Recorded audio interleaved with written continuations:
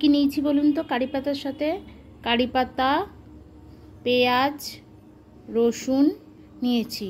এবারে কীরকম করি পকোড়া বানাই এটাই আপনাদের কাছে দেখাবো। প্রথমে দেব নুন। নুনটা একটু স্বাদ মতো দেবেন আপনারা, যে যেরকম খান।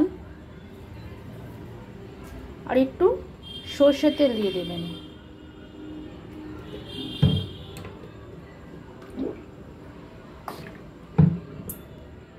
এবার একটু চিনি দিয়ে দেবো, স্বাদ মতো চিনি দিয়ে দেবো।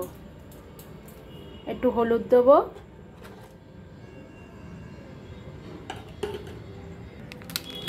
আর একটু লঙ্কার গুঁড়ো দেবো, স্বাদ মতো একটু লঙ্কার গুঁড়ো দিয়ে দেবো। দিয়ে ভালো করে চটকে মেখে নিয়ে আর একটু চালের গুঁড়ো দিয়ে দেবো। দিয়ে ভালো করে এটাকে টাইট করে মেখে বড়াটা বানাতে হবে।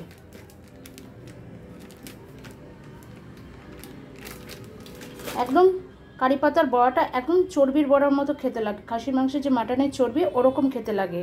একবার বাড়িতে ট্রাই করে দেখবেন, সবার ভালো লাগবে খেতে।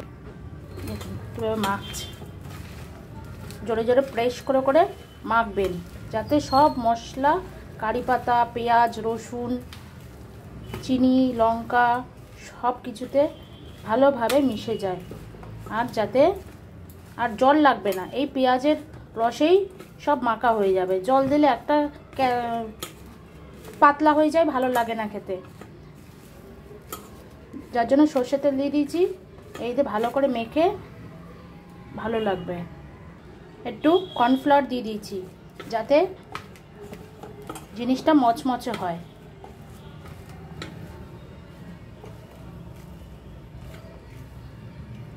ব্যাস মাখা হয়ে গেছে। এবারে শুধু বড়া করা পালা আর খাওয়ার পালা। চলে এসেছি বড়া করতে রান্নাঘরে।